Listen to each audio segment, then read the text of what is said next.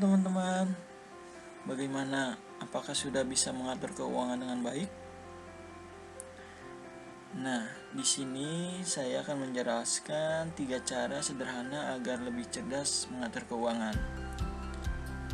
Ketika kita mendapatkan atau menghasilkan uang, hal tersulit adalah bagaimana cara mengaturnya. Tak jarang ketika kita mendapatkan uang, hal yang pertama yang terlintas di pikiran adalah apa yang akan kita beli, bukan bagaimana cara kita mengatur pengeluaran dan pemasukan agar seimbang. Mulai sekarang, sebaiknya teman-teman mulai berpikir bagaimana cara mengatur keuangan agar tidak menyesal di kemudian hari. Nah, berikut ini adalah 3 cara sederhana agar teman-teman lebih cerdas dalam mengatur keuangan. Yang pertama adalah mengatur pemasukan dan pengeluaran uang teman-teman. Mengatur keuangan bukan hal yang mudah, namun teman-teman harus mulai berlatih untuk mengelola keuangan. Teman-teman harus sadar berapa pemasukan teman-teman, kemudian kemana saja uang tersebut teman-teman habiskan. Dan ada baiknya teman-teman memiliki catatan tersendiri, daftar pengeluaran yang akan ataupun sudah dilakukan. Hal ini untuk menghindari istilah yang mengatakan besar pasak daripada tiang. Pengeluaran teman-teman harus seimbang dengan pemasukan teman-teman. Hal ini juga berpengaruh untuk masa depan teman-teman. Ketika sedari muda kita mulai membiasakan diri dalam mengatur keuangan, teman-teman kemungkinan sudah memiliki tabungan yang cukup dan menolong masa depan teman-teman ketika dihadapi dengan masa sulit ekonomi. Kemudian yang kedua adalah merencanakan pengeluaran uang teman-teman. Ketika merencanakan sesuatu, tak jarang hal tersebut dapat meleset dari rencana awal. Tapi setidaknya teman-teman sudah mengetahui kewajiban yang harus teman-teman bayar. Contohnya seperti teman-teman harus membayar listrik, air, cicilan, kartu kredit, dan lain-lain. Ini juga dapat memudahkan teman-teman ketika ingin membeli barang impian teman-teman. Jadi teman-teman sudah tahu persis berapa banyak uang yang teman-teman akan tabung dan keluarkan. Agar uang yang teman-teman berputar, sisihkanlah uang tersebut untuk berinvestasi. Hal tersebut dapat membantu teman-teman dalam mengelola keuangan dalam jangka panjang. Dan yang ketiga adalah menahan diri teman-teman untuk berbelanja. Dimulai dari diri sendiri. Kalau ingin teman-teman lebih cerdas mengatur keuangan, maka yang perlu teman-teman lakukan adalah mengontrol diri. Ketika teman-teman berbelanja barang kebutuhan, tak jarang teman-teman ingin juga membeli barang-barang yang tidak ada dalam daftar belanja. Hal tersebut dapat menjerumuskan teman-teman ke dalam sifat boros dan tak terkontrol keuangannya. Oleh karena itu, pintar-pintarlah teman-teman menyadari kebutuhan, kewajiban, dan keinginan. Sering terjadi karena hanya lapar mata, barang yang tidak dibutuhkan ikut terbeli dan berujung penyesalan.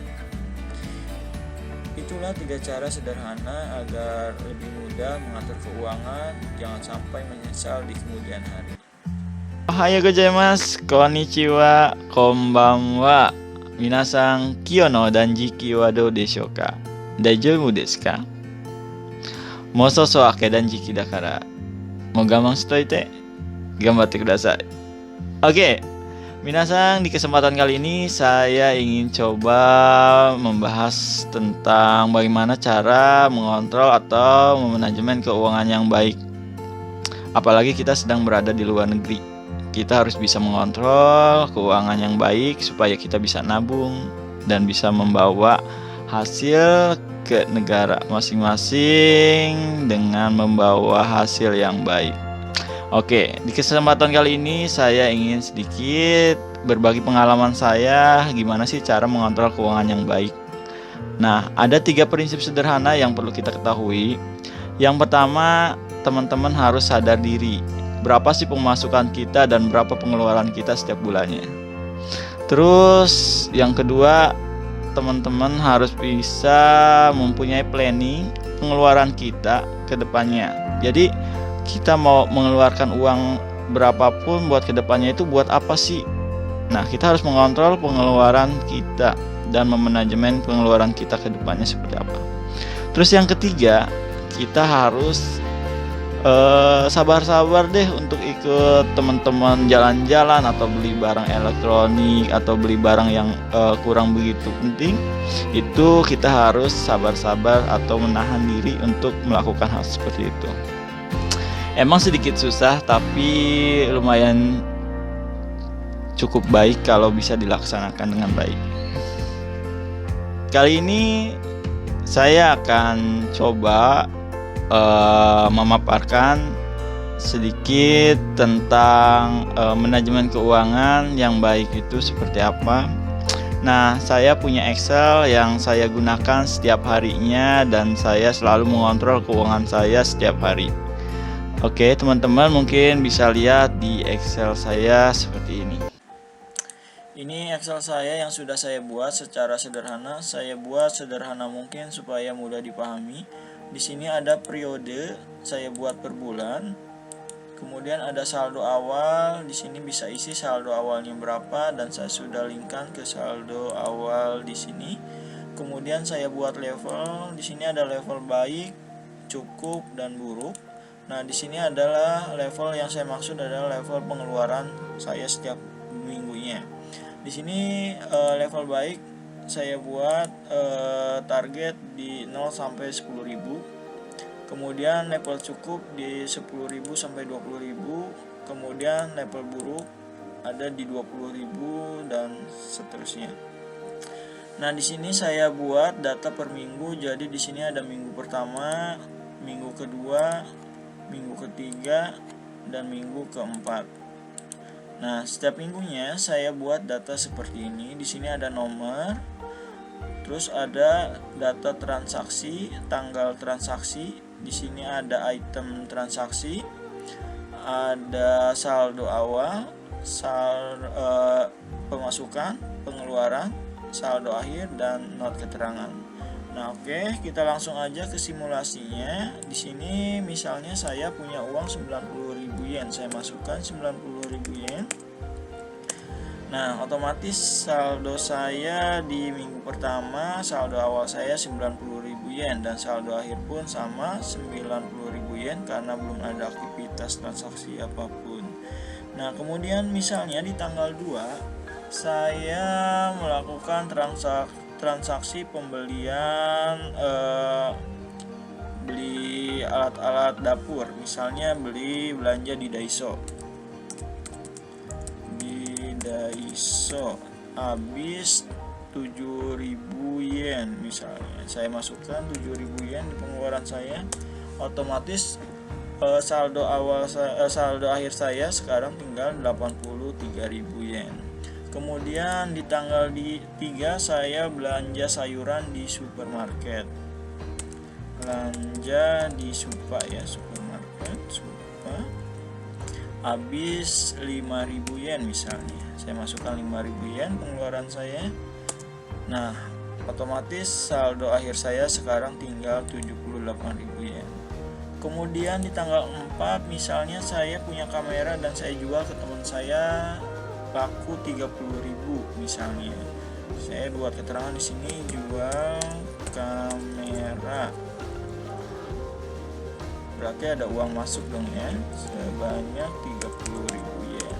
Saya masukkan 30.000 yen dan otomatis saldo akhir saya sekarang tinggal 108.000 yen.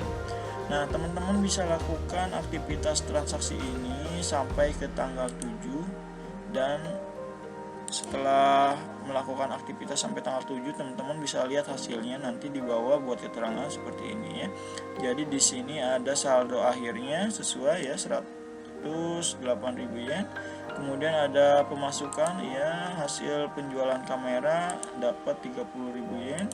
Kemudian ada total pengeluaran. Nah, pengeluaran saya belanja dalam 1 minggu dari tanggal 1 sampai tanggal 7 April sebanyak 12.000 yen. Kemudian di sini ada aktual. Nah, aktual di sini adalah aktual uang saya selama uang saya berada di realnya ya, uang saya berada di dompet. Uang saya ada berapa tinggal disesuaikan dengan saldo akhir di sini. Misalnya uang saya di dompet dan di bank, pokoknya semua total yang aktualnya uang saya ada 107.500 misalnya.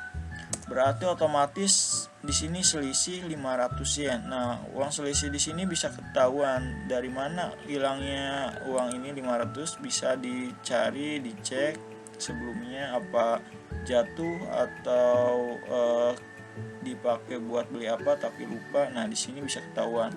Nah, ini fungsinya supaya kita bisa mengetahui aktual keuangan kita selama dalam 1 minggu pertama ini.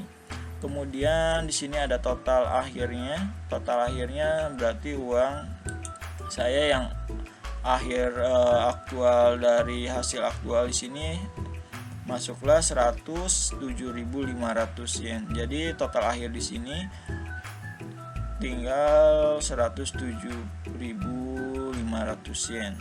Nah, kita lihat di sini pengeluaran kita karena 12.000, jadi di sini masuknya ke level cukup.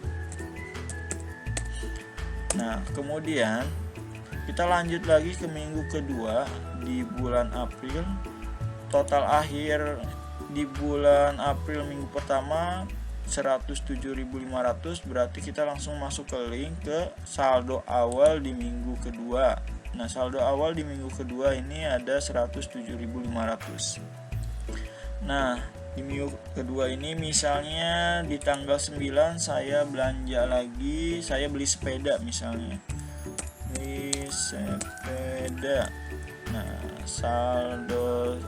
Nah, saya masukkan ke pengeluaran saya, misalnya saya beli sepeda 15.000 yen. Oke, saya masukkan, otomatis uang saya berkurang, sekarang tinggal 92.500. Kemudian saya belanja lagi sayuran di supermarket.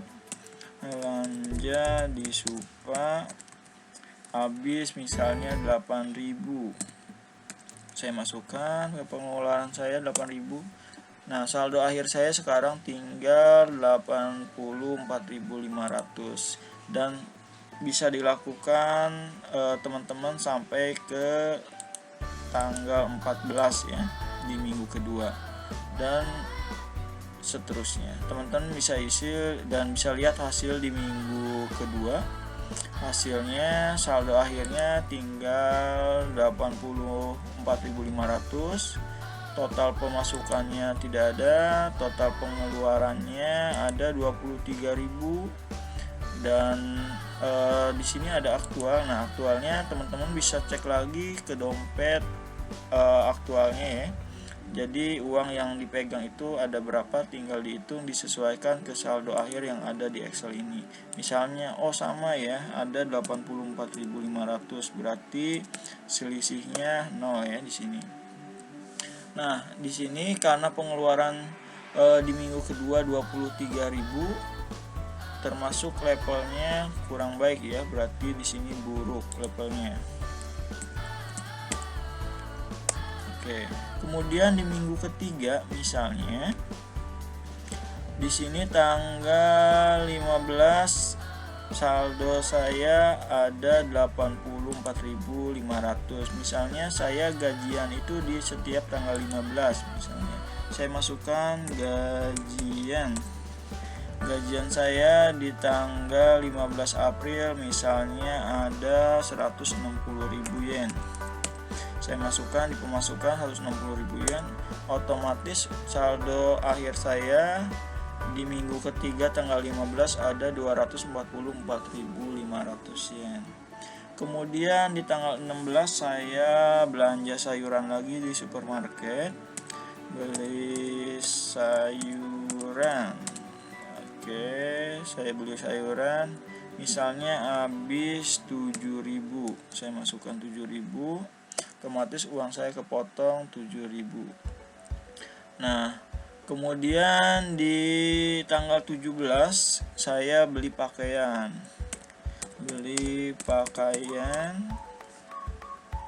Habis misalnya 7.500. Oke, otomatis uang saya juga kepotong. Sekarang tinggal di saldo akhirnya 230.000 yen. Kemudian saya ngirim uang ke Indonesia, misalnya transfer ya, uang ke Indonesia.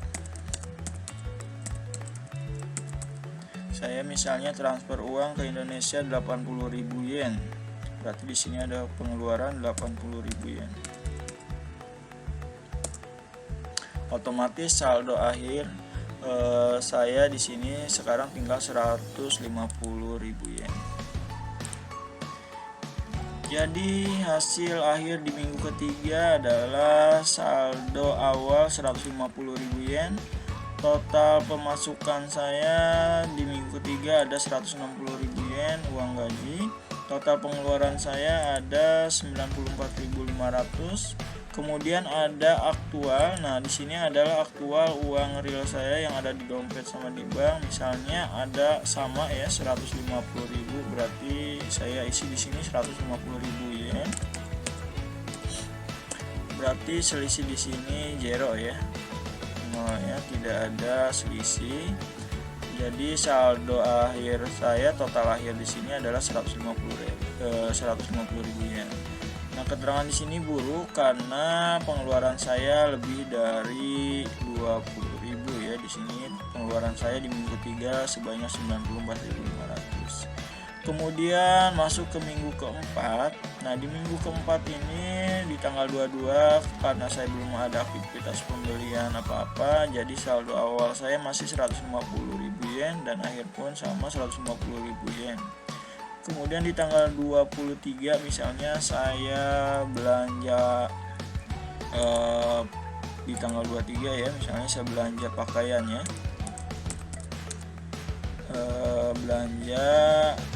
Beli pakaian, misalnya habis 8.000.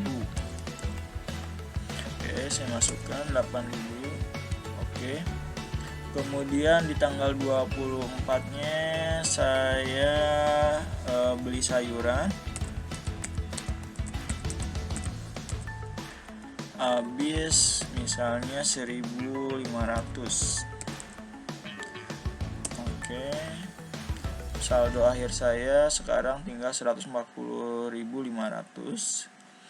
Kemudian bisa dilanjutkan ya seterusnya sampai tanggal 30 sampai akhir bulan. Nah, nanti setelah itu bisa lihat di akhir tanggal 30 ya, di hasil minggu keempat di sini ada saldo akhirnya 140.500. Total pemasukannya tidak ada, total pengeluarannya ada 9.500 aktualnya.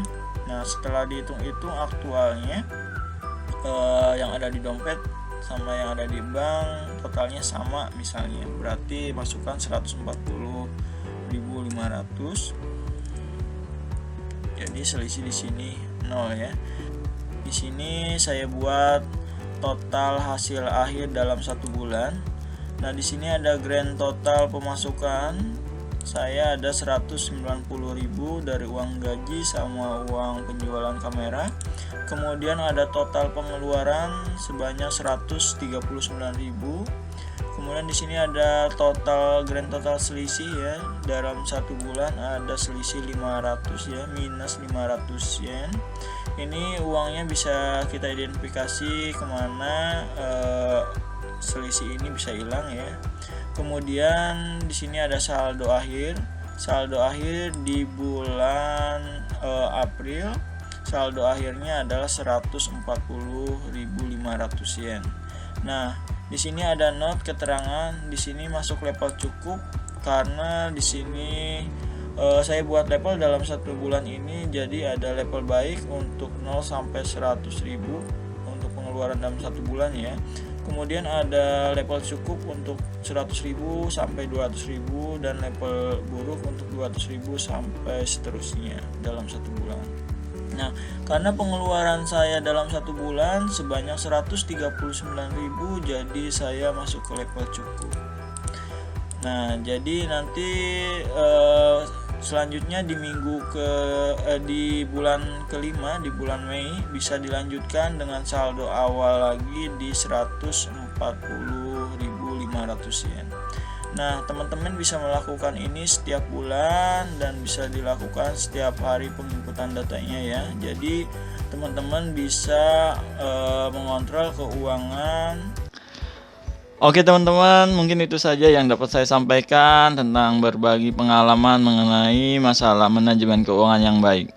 Semoga apa yang saya ceritakan ini bisa bermanfaat buat teman-teman yang sedang berada di luar negeri. Semoga bisa menabung dan berinvestasi ke depannya dan untuk masa depan yang lebih baik.